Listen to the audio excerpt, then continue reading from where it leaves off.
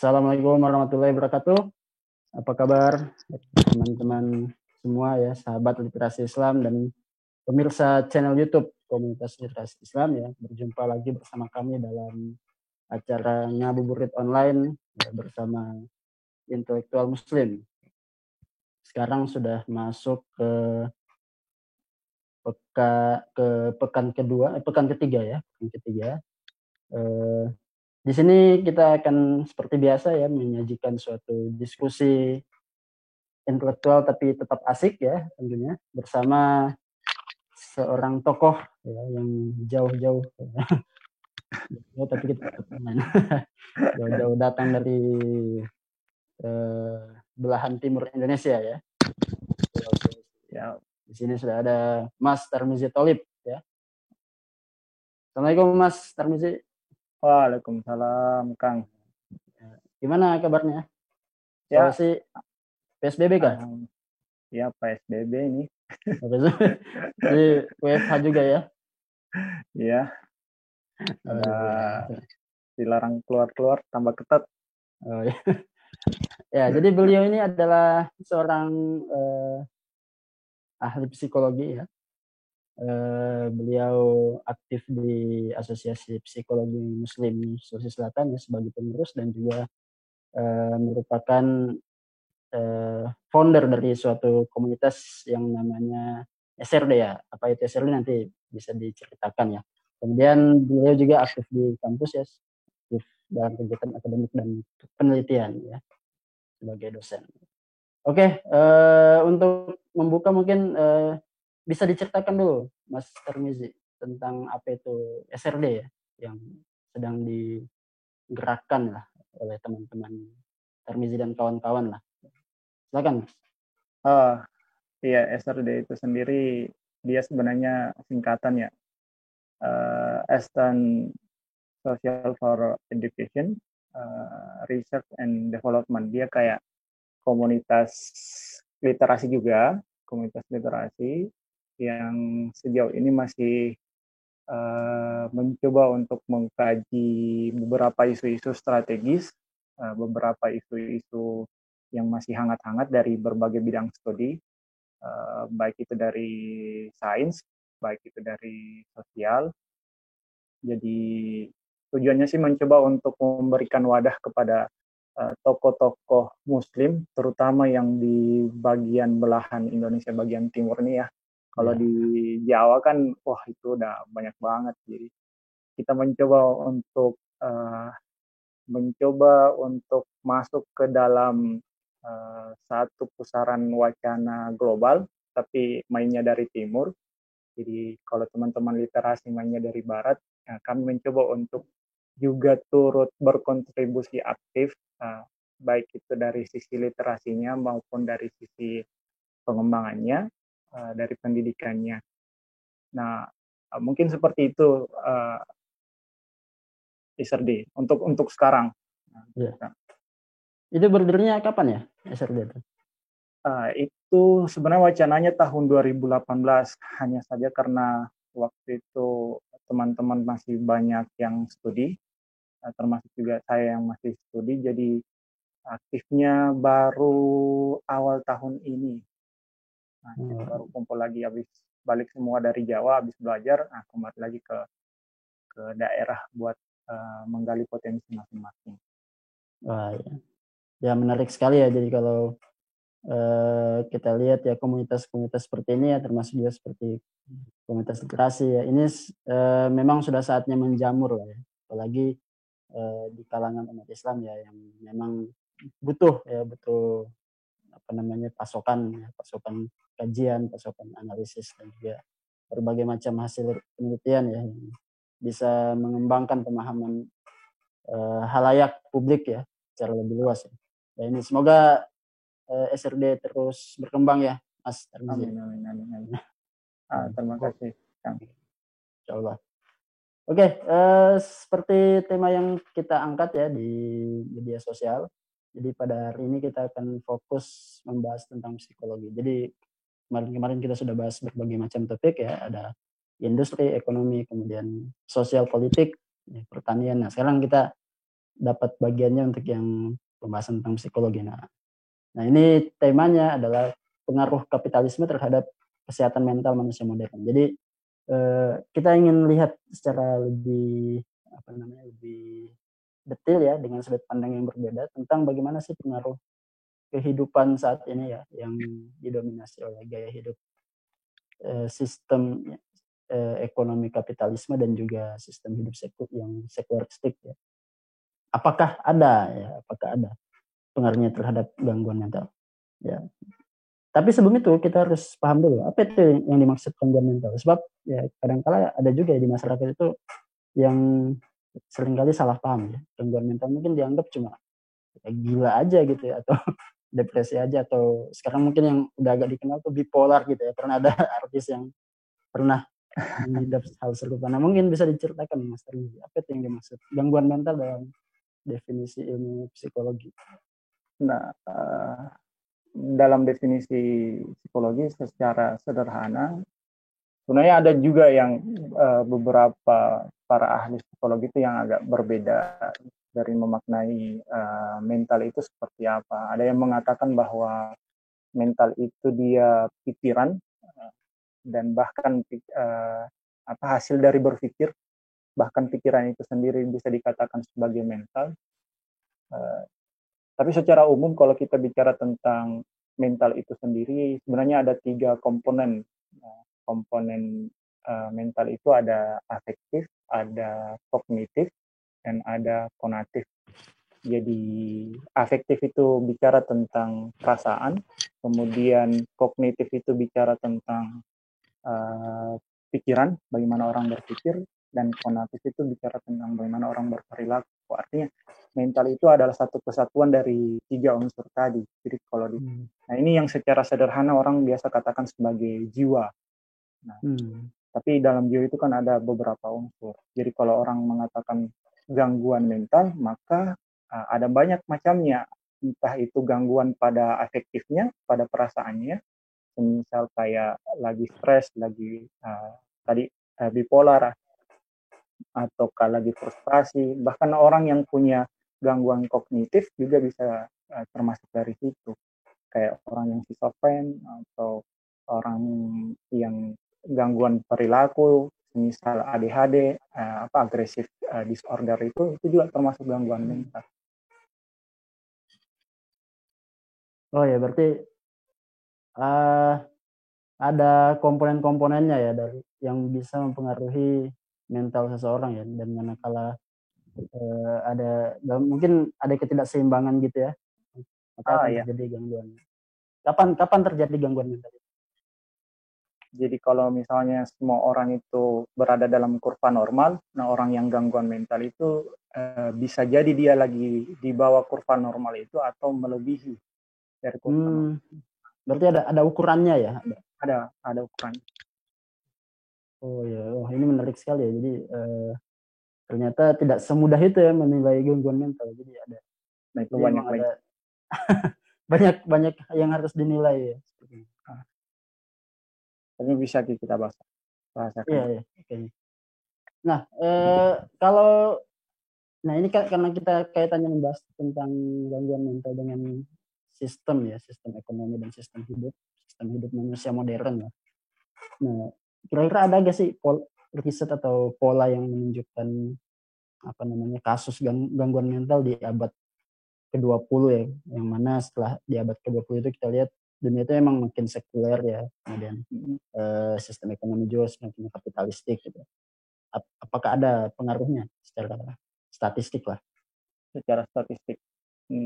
Oh ya. Atau secara kasus di dunia? Sebelumnya karena kita kan berada dalam satu sistem yang bisa dikatakan kapitalistik gitu.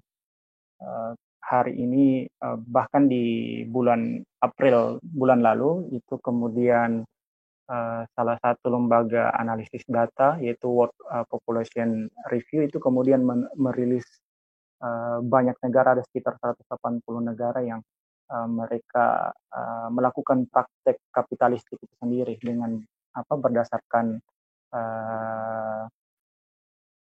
apa istilahnya sejauh mana negara tersebut melakukan freedom economic. Jadi seberapa bebaskah sistem perekonomian mereka.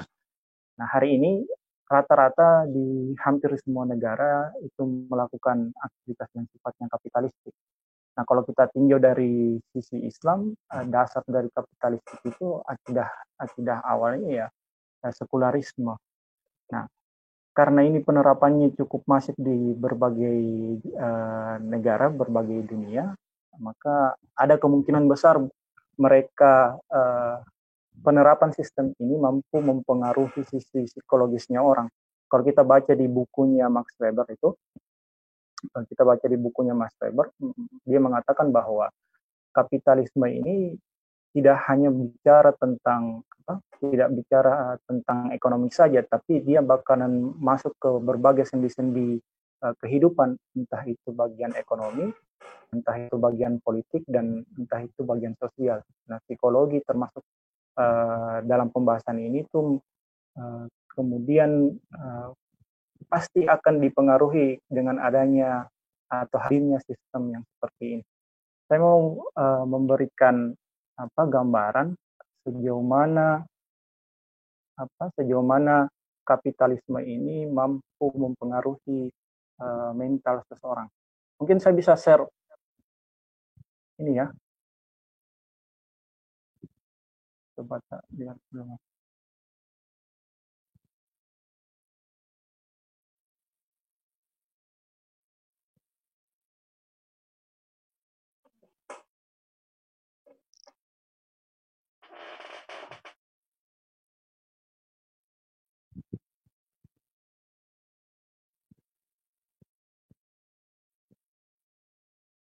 Itu memunculkan berbagai macam kasus gangguan mental. Di data WHO sendiri tahun 2017 itu diperkirakan terdapat 4,4% dari populasi global itu kemudian menderita gangguan depresi. Nah, gangguan depresi. Dan ada sekitar 3,6% dari mereka itu mempunyai gangguan kecemasan yang berlebihan. Itu beda ya depresi sama kecemasan? Termasuk beda. Depresi itu termasuk gangguan pembahasan kecemasan ya. Hanya saja terminya beda. Jadi ada beberapa simptom-simptom yang kemudian itu membedakan pembahasannya. Kalau kecemasan ada lagi yang tipe-tipenya, semisal kayak frustasi juga. Beda-beda. Tapi di sisi lain itu kemudian kalau kita baca data dari IHME, International Health Metric and Evaluation tahun 2016, itu kemudian diliris beberapa negara yang kemudian menderita gangguan mental terbesar, misal kayak Greenland, Australia, bahkan Amerika Serikat itu sendiri.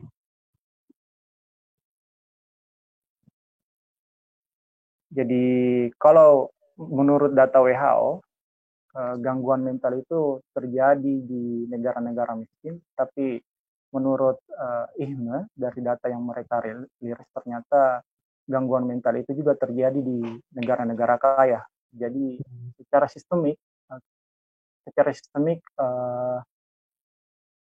keadaan ini akan mempengaruhi setiap negara, bahkan baik itu negara miskin, berkembang maupun negara kaya itu sendiri.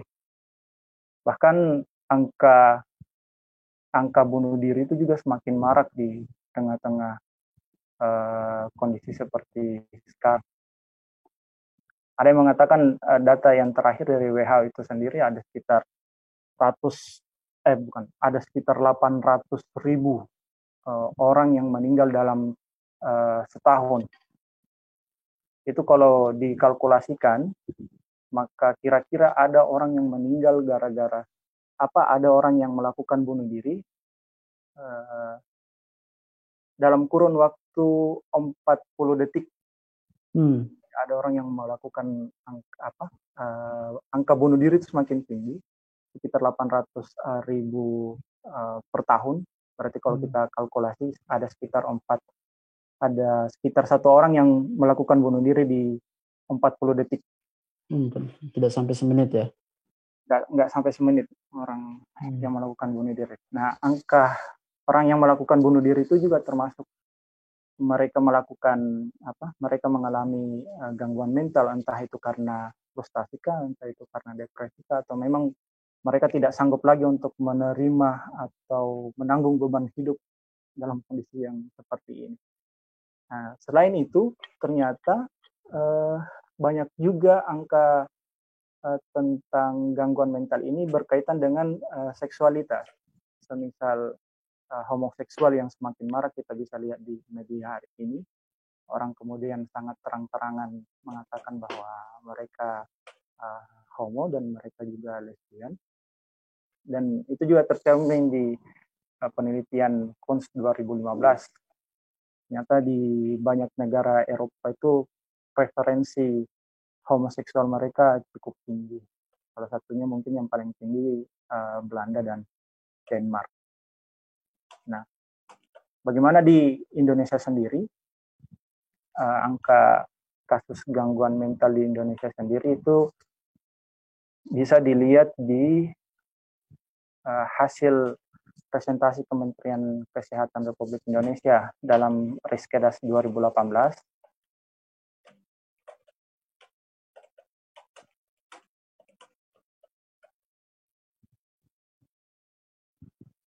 Itu preferensi orang yang gangguan mental secara emosional di bawah usia kurang lebih 15 tahun dari tahun 2013 sampai 2018 itu kemudian mengalami peningkatan.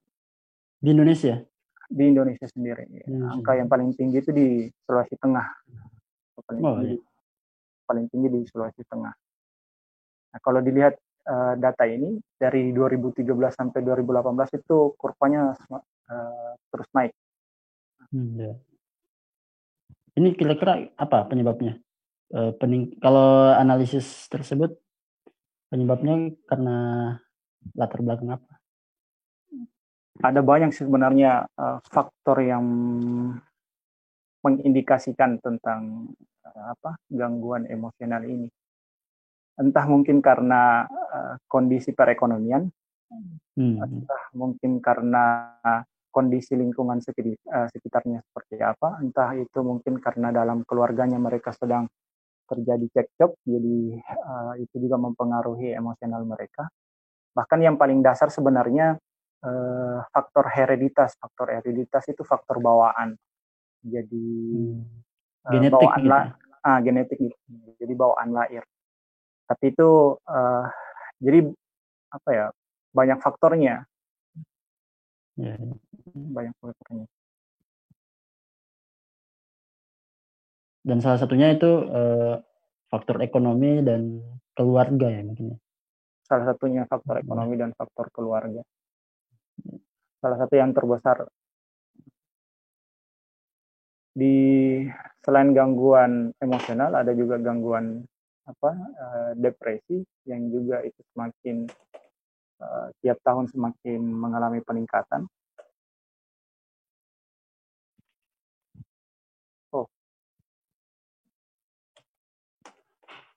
Bahkan untuk gangguan proporsi skizofrenia, kalau skizofrenia itu istilahnya, kalau secara umum orang-orang biasa mengatakan gila. Skizofrenia itu yang disebut gila ya oleh masyarakat umum. Masyarakat umum biasanya sebut mereka gila yang skizofrenia ini, yang biasa dipasung. Ya, dipasung ya. Yang biasa di jalan-jalanan biasanya skizofrenia itu. Nah, orang-orang biasa sebutnya gila secara umum, lebih familiar. Nah, ini juga mengalami peningkatan tiap tahunnya. Nah, gitu. Dari range 2013 sampai 2018 di Indonesia mengalami peningkatan. Yang paling tinggi kan ini Bali, kemudian ada Jakarta juga salah satu.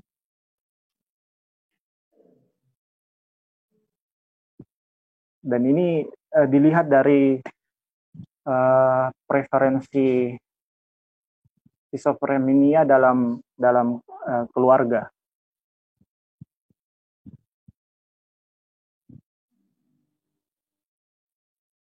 Nah, selain itu sebenarnya ada juga gangguan mental dalam sisi politik dan sosial sebenarnya. Ya, gimana? Itu gimana tuh? Apakah terlihat ya dalam perilaku politik? Iya, kita bisa menyebutkan bahwa orang yang punya ambisi yang sangat besar terhadap kekuasaan, misalnya orang yang sangat gila akan tahta ataupun mereka sangat ingin diagung-agungkan, mereka mencoba untuk apa istilahnya,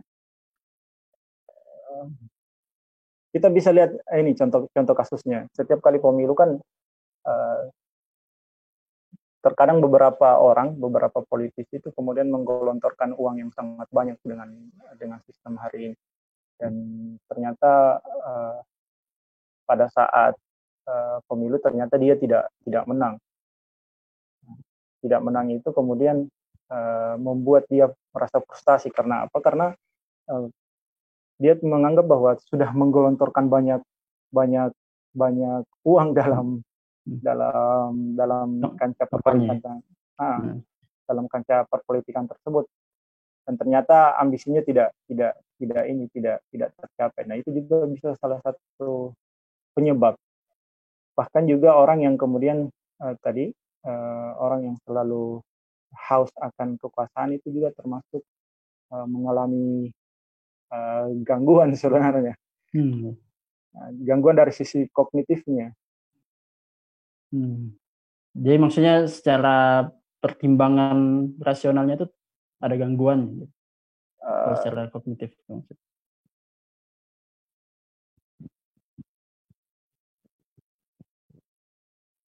Gimana? Kalau maksudnya gangguan secara kognitif itu gejala apa yang terlihat? Ada perilaku ambisius, di dalamnya.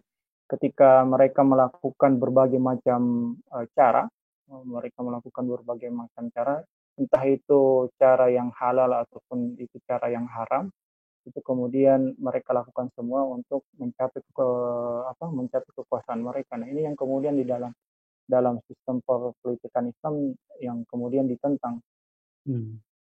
Kalau dari sisi keinginan untuk mengaktualisasikan diri, untuk memberdayakan masyarakat, membantu masyarakat melalui politik, itu boleh-boleh saja. Hanya saja tata cara penggunaan, bagaimana cara kita meraih kekuasaan itu kemudian perlu untuk dipertanyakan. Nah, ketika seseorang sudah menggunakan berbagai cara untuk mencapai ambisiositasnya, itu yang kemudian dalam psikologi Islam bisa dikatakan sebagai, itu juga termasuk gangguan, karena gangguan dalam psikologi Islam itu tentang halal atau haram. Nah, berpolitik itu tentu boleh-boleh saja, hanya saja apakah itu diperbolehkan atau tidak, nah itu penting untuk dibahas kembali. Ya berarti secara tidak langsung memang ada pengaruh lah ya dari sistem politik yang diterapkan dengan munculnya gangguan mental pada para pelakunya, para pelaku politik. Ya.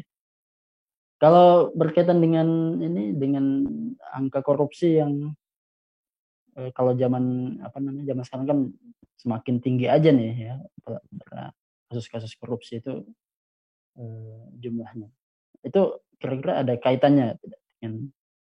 Nah, ini yang sebenarnya patut kita juga perhatikan, karena dalam sistem kapitalistik itu salah satu cirinya itu melakukan liberalisasi atau bahkan membebaskan semua aktivitas, entah itu kebebasan berekspresi, entah itu kebebasan berpendapat, berperilaku, kebebasan dalam kepemilikan. Yang kebebasan ini itu juga akan menentukan standar hidup kita seperti apa. Dalam sistem sekuler, dalam sistem kapitalistik, itu standar hidupnya kita adalah standar hidup material. Jadi semakin banyak material yang kita dapat, dalam hal ini entah itu uangkah atau entah itu tanahkah, entah itu hal-hal yang sifatnya material yang kemudian membuat kita bahagia. Jadi standar hidup mereka itu semakin banyak material yang mereka dapat. Nah, korupsi itu juga kan berbicara tentang material. Bicara tentang materialistik. Artinya ada juga pengaruhnya. Nah, mungkin saja karena perilaku kita yang sangat bebas hari ini dalam sistem yang seperti ini, dalam sistem sekuler, yang tidak ada lagi indikator bagaimana kita memaknai tentang kehidupan. Apakah kalau kita bicara tentang dalam sistem Islam sendiri, untuk kebahagiaan itu berdasarkan ridho Allah. Jadi kalau Allah ridho, berarti itu juga termasuk kebahagiaan untuk kita, bukan dilandasi dengan adanya sikap material. Karena terkadang uang itu kemudian tidak mampu membeli semuanya. Dengan banyaknya uang tidak menjadi penentu apakah kita bahagia atau tidak. Nah, ini yang coba Islam kemudian preventif, bahwa standarisasi kebahagiaan itu bukan dari sisi materialnya, tapi dari sisi apakah Allah itu sudah ridho atau tidak. Nah, korupsi itu juga bisa jadi ya.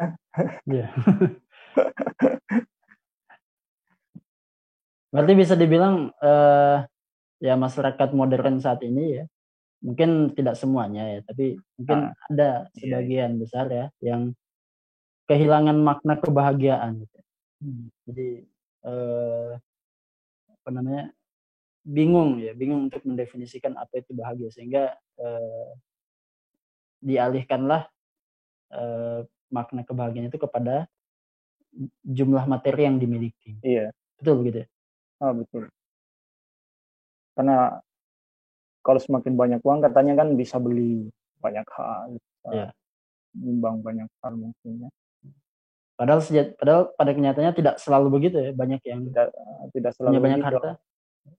harta. Pada realitas di masyarakat kan ada juga orang yang dia sebenarnya hidupnya sederhana, rumahnya juga nggak mewah, makannya juga ala kadarnya, motornya juga paling motor Supra yang jenis dulu itu, bahkan second ada gitu ya second, ada yang cuma naik sepeda, ada yang juga yang jalan kaki. Tapi kan kalau kita lihat, wah kok ini orang bahagia banget, padahal nggak punya banyak harta gitu. Secara langsung mematahkan argumen yang tadi itu ya, yang mengatakan bahwa bahagia itu berbanding lurus dengan jumlah harta yang dimiliki. Material. Iya. Iya. Iya, mematahkan. Mematahkan. Oke, ini menarik sekali. Jadi apa yang terjadi di masyarakat modern saat ini ya, mungkin secara langsung ya, bisa dibilang secara langsung itu dipengaruhi oleh gaya hidup atau paham yang disebarkan saat ini atau yang diajarkan saat ini mengenai kehidupan ya. Jadi kehidupan itu harus selalu orientasinya materi gitu, materi terukur ya. Kamu punya aset berapa, punya properti berapa, punya anakmu sekolahnya di mana, dan ya pokoknya hal-hal yang secara ekonomi mungkin bisa diukur gitu kali ya. Bisa diukur dan bisa ada simpanan kayak untuk ada simpanan, ada rasa aman gitu ya. Ada rasa aman. Ya, rasa amannya pun dihitung dari jumlah aset material. Ya, padahal belum tentu aman. Betul. Karena bisa jadi ada force major gitu ya, ada kondisi-kondisi yang tidak terduga yang bisa membuat itu semua hilang gitu. Nah, aktivitas-aktivitas itu kan mencoba untuk mencari rasa aman. Mencoba, mereka mengikuti asuransi misalnya kan, mereka ikut asuransi, mereka mencoba untuk menimbun harta, memperbanyak tanah, entah itu tanahnya apakah kepemilikan individu, kepemilikan umum, ataukah itu kepemilikan negara, semua pokoknya sebanyak-banyaknya lah, yang penting aman ya. Nah, kalau berkaitan dengan rasa aman ini kira-kira bagian jiwa atau mental apa yang dihantam kalau ada perasaan aman dan tidak aman? Itu berkaitan sisi afektif ya, perasaan. Bisa juga langsung mengarah ke bagian sisi kognitifnya, caranya dia memandang sesuatu. Karena kalau dia merasa bahwa dia tidak aman, dia mencoba untuk menggali terus, mencari terus bagaimana caranya dia bisa merasa tenang. Karena rasa tidak amannya itu kemudian dia tidak tenang. Nah, ini kemudian beda ketika rasa aman itu kemudian diserahkan betul-betul kepada Allah ya. Karena Allah pemilik semuanya, kita menganggap Allah pemilik semuanya, bahwa berarti kita memberikan rasa aman kita itu kepada Allah, tidak kepada hal-hal yang sifatnya material. Karena terkadang memang uang itu tidak bisa menolong kita, ya dibawa mati istilahnya. Kalau kata Ustadz ya. Mungkin itu yang dimaksud konsep tawakal mungkin ya dalam Islam. Ya kan, konsep tawakal. Oke. Ya ini ya bisa membuka membuka fakta juga ya. Jadi ternyata ya dunia saat ini tuh di tengah-tengah megahnya pembangunan, kemudian majunya teknologi, ternyata dalam diri manusia itu ada suatu istilahnya kerapuhan yang teramat sangat gitu. Rapuh, sangat merasa tidak aman gitu terhadap dirinya sendiri ya. Apalagi orang lain gitu.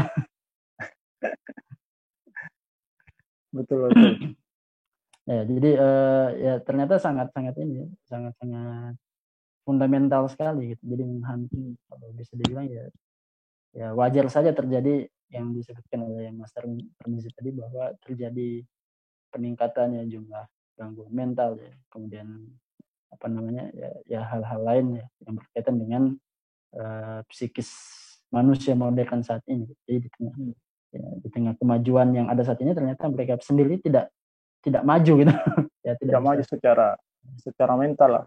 Ya, secara mental. Untuk malah beberapa orang malah semakin mundur mungkin ya.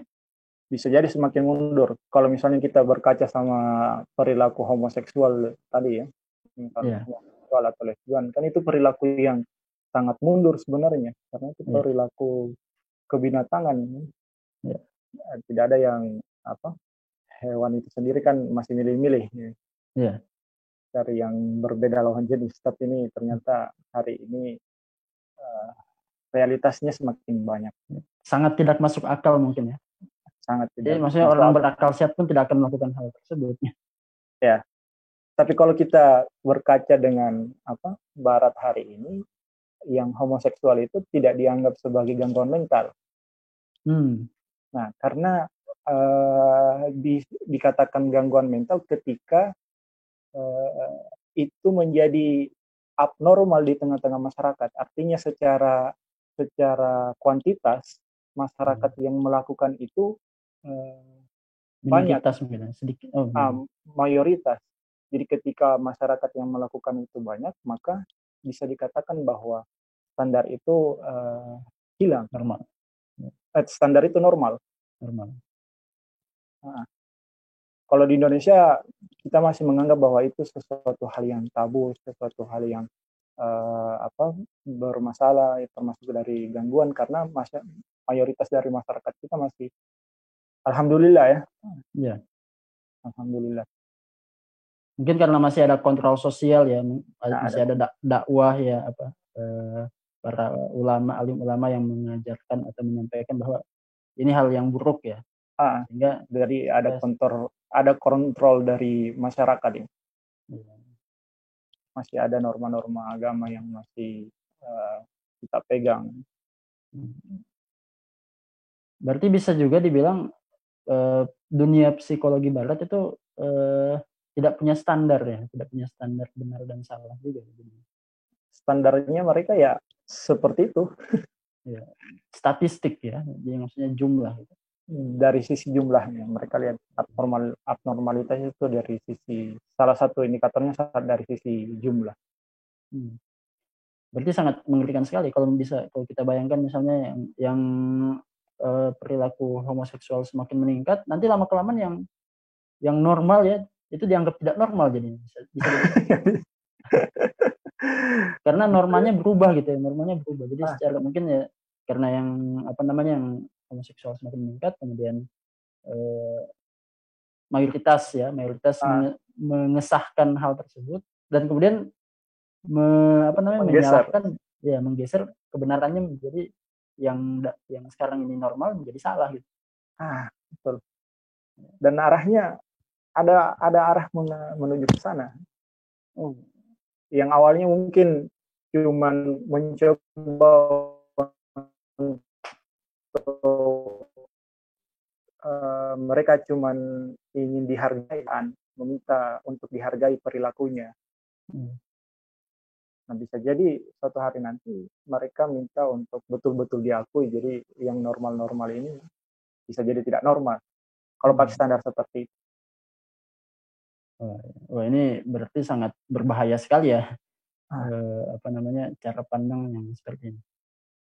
Oke, kalau kita lihat tadi ya dari jumlah statistik ya, mungkin di Barat dan juga di Indonesia, di dunia dan Indonesia, kan banyak kasus gangguan mental. Itu bagaimana penanganan yang dilakukan ya, baik di Indonesia maupun di dunia? Apakah ada perubahan-perubahan dari sudut pandang atau hanya sekedar dari sisi medis saja yang dilakukan untuk menanggulangi hal tersebut? Iya, tetap ada tindak lanjutnya. Orang-orang yang mengalami gangguan-gangguan itu, entah itu di Barat ataupun di Timur, itu kemudian dilakukan pengobatan. Hanya saja pengobatan itu kemudian masih terlihat sangat minim. Artinya jumlahnya banyak, ya kan? Jumlahnya banyak. Ada sekitar 800, kalau misalnya ada sekitar 800.000 orang yang bunuh diri, itu kan jumlahnya cukup banyak gitu. Iya. Banget. Ya, ini dianggap sebagai masalah atau enggak ya? Nah, ini termasuk masalah. Ya. Hanya saja dilakukan penanganan, tapi masih kurang optimal istilahnya.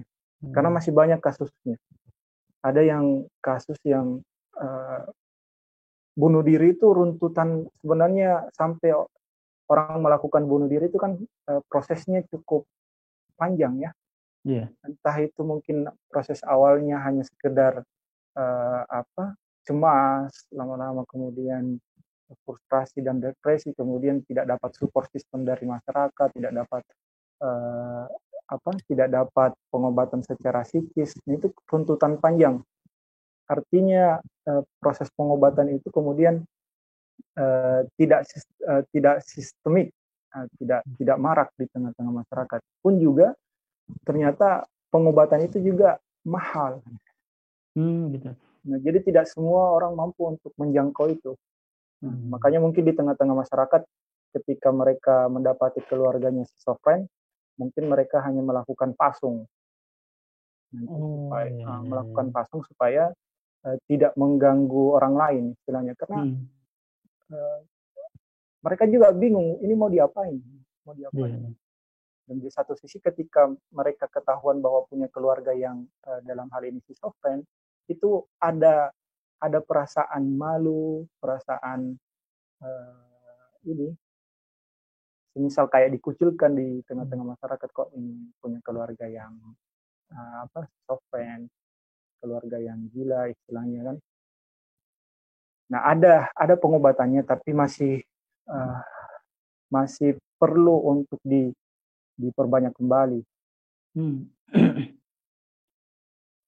Kalau yang di rumah sakit jiwa itu gimana? Apakah itu dibiayai negara atau pribadi dari keluarga pasien? Nah, sejauh yang saya pahami ya, kalau untuk pembiayaannya saya belum terlalu tahu apakah negara telah membiayai itu.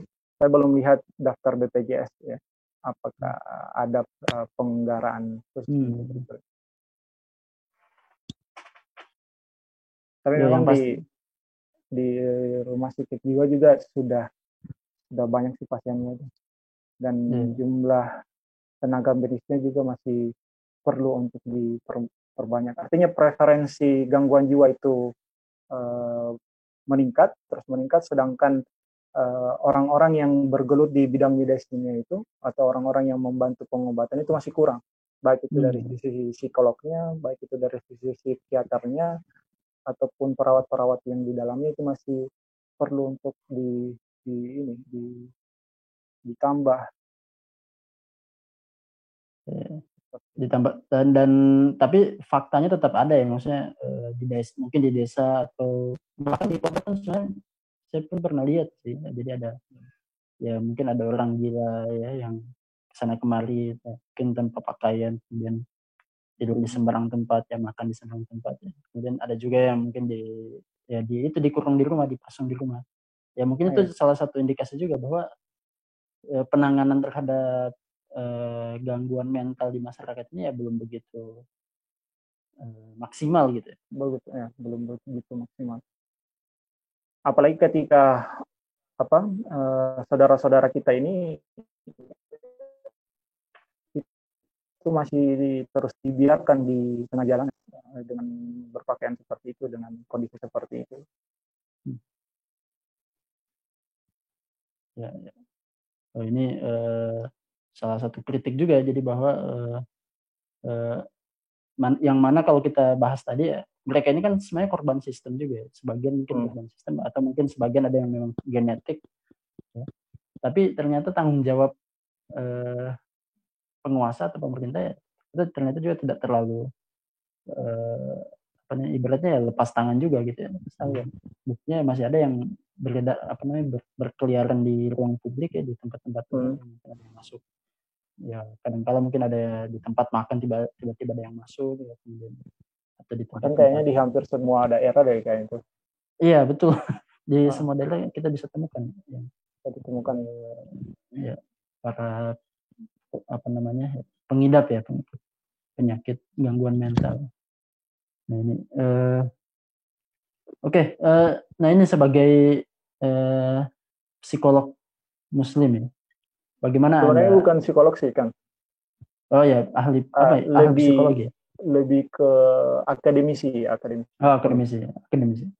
Kalau psikolog kan profesi ya. Psikologi itu kan proses. Kalau saya di akademisi. Ya, sebagai akademisi di bidang psikologi ya, bagaimana dan juga tergabung di Asosiasi Psikologi Muslim. Bagaimana Islam ya memberikan solusi terhadap kondisi saat ini, gangguan mental di tengah-tengah kehidupan yang sekularistik, kapitalistik. Nah, yang pertama, Islam itu kemudian kan kalau kita pernah dengar firman Allah itu, hati itu kan manusia itu kan terdiri dari segumpal daging. Kalau segumpal daging itu baik, maka baiklah juga perilakunya. Maka jiwa itu sangat penting untuk diperbaiki terlebih dahulu. Jika segumpal jiwa ini, segumpal daging ini kemudian baik, maka baik pula perilakunya kita.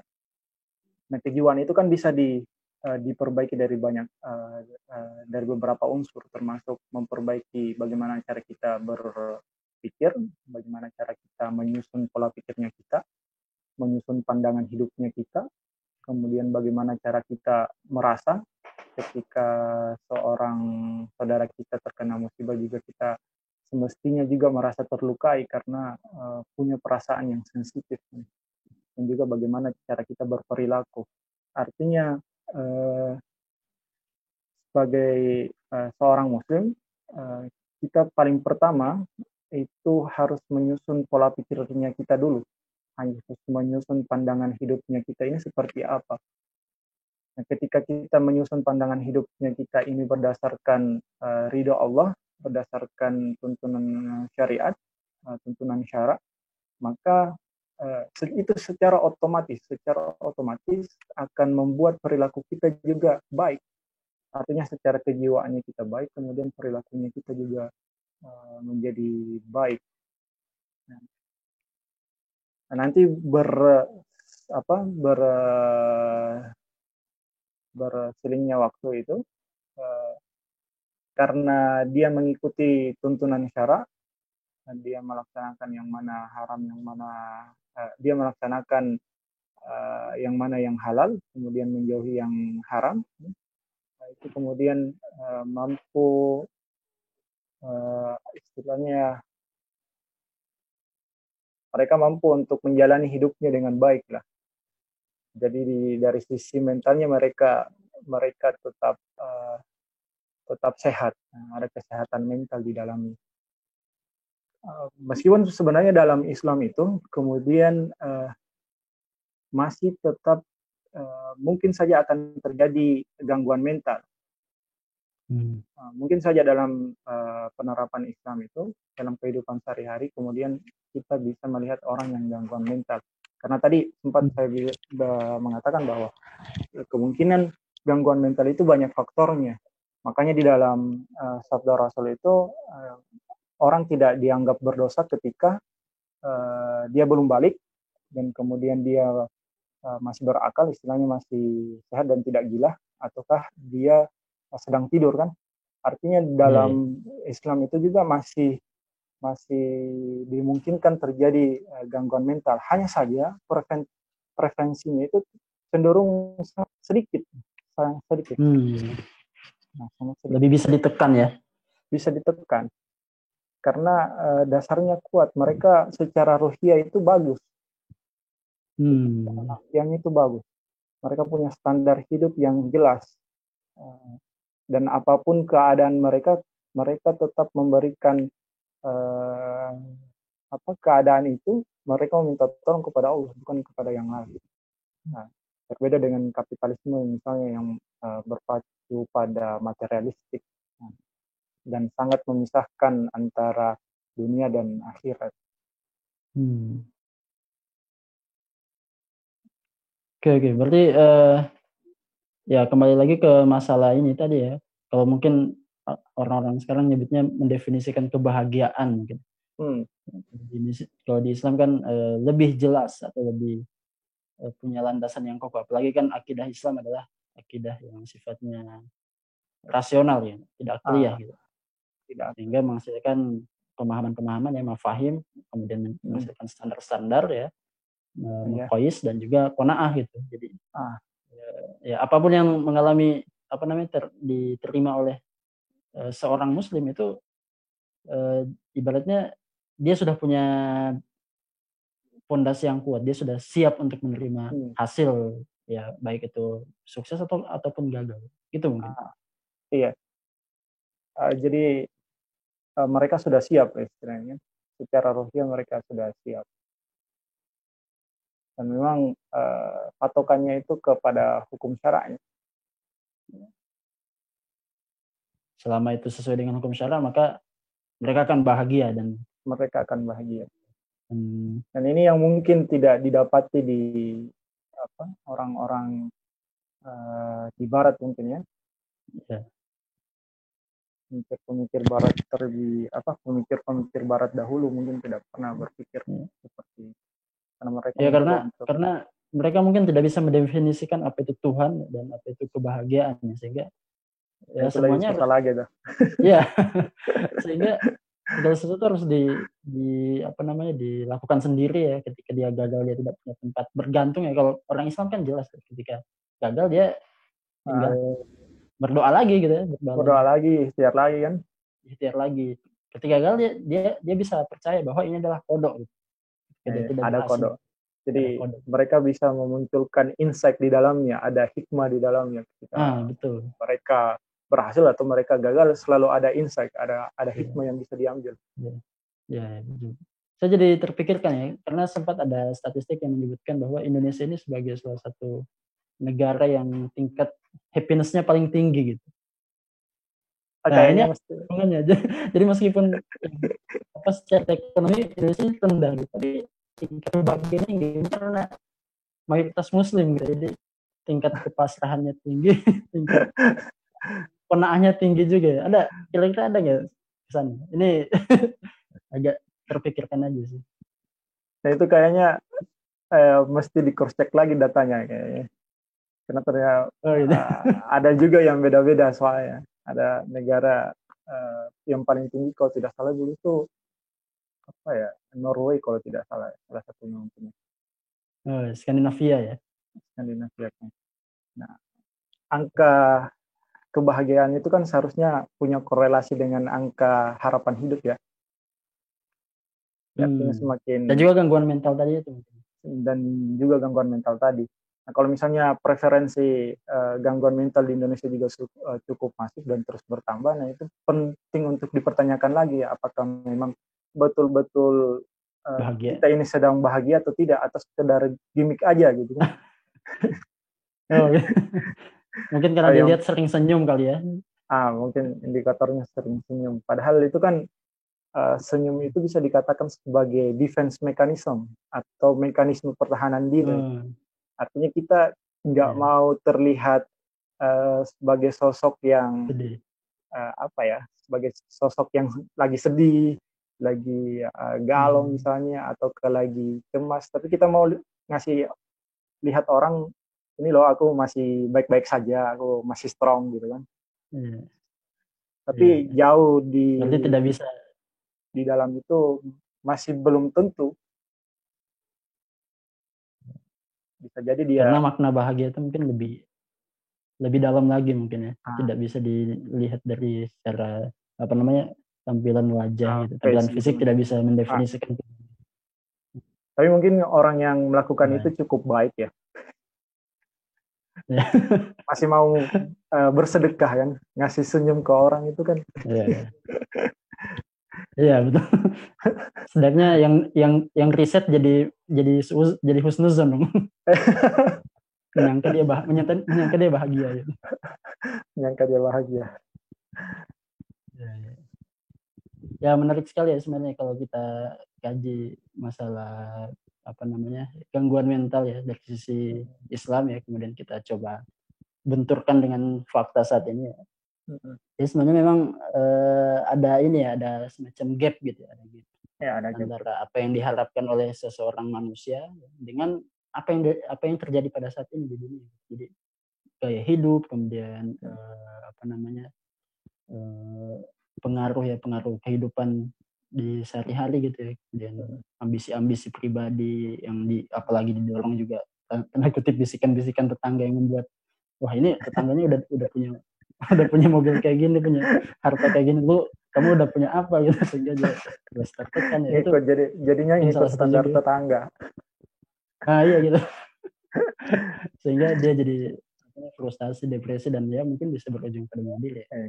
Jadi kalau tetangga punya AC 8, mereka dingin, dia yang kepanasan gitu kan. Oh ya.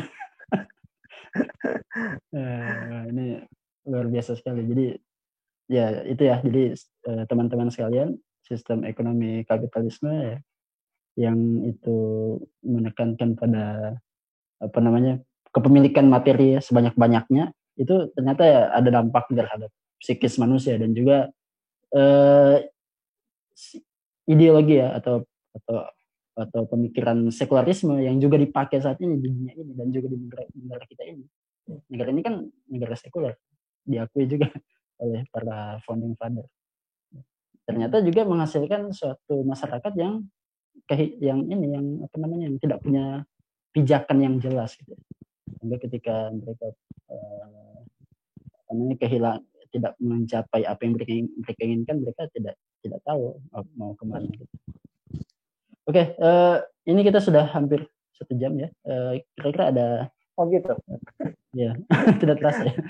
Nggak kerasa. Kira-kira ada yang mau disampaikan sebagai closing statement ya? Atau Mungkin mungkin ya menyingkat ya, meringkas apa yang meringkas. sudah kita bisa.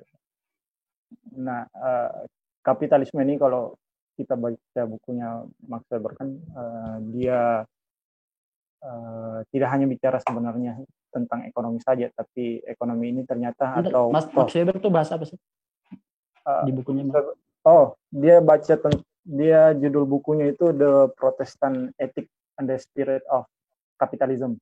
Nah, secara umum bahas apa itu? Secara umum bahasanya tentang ekonomi. Tapi dia pengen ngasih tahu kalau ekonomi itu tidak hanya murni betul-betul bicara tentang ekonomi, tapi proses ekonomi itu kemudian akan mempengaruhi proses politik dan dia juga akan mempengaruhi proses sosial. Nah, proses sosial ini kan, aktivitas sosial ini kan erat hubungannya juga dengan psikologi, aspek-aspek psikis manusia. Nah, ternyata dari interaksi seperti itu kemudian penerapan sistem seperti ini kemudian mempengaruhi aspek psikologis manusia, entah itu sisi afektifnya, perasaannya, entah sisi emosionalnya tadi, ataukah secara dia berpikir seperti apa, ataukah dari cara sisi konatifnya seperti apa. Nah, kemudian dampaknya sangat besar, memunculkan banyak perilaku yang gangguan mental. Misal ada frustasi dan depresi, hingga pada akhirnya orang kemudian banyak yang bunuh diri juga. Kemudian ada juga kasus seksualitas, disorientasi seksual, misal homoseksual, lesbian, kemudian juga semakin banyak yang kasus-kasus skizofrenia misalnya kan. Ada banyak kasus gangguan-gangguan mental yang kemudian dihadirkan dengan penerapan sistem yang seperti ini untuk masyarakat masyarakat 2000 abad ke-20 gitu. Nah, lanjut.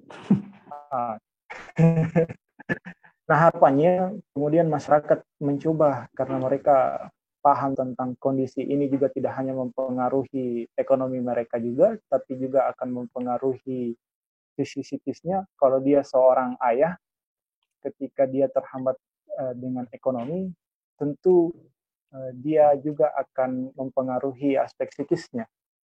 Nah, aspek psikisnya ini ketika bermasalah, maka dia juga akan mempengaruhi istrinya, juga akan mempengaruhi anak-anaknya.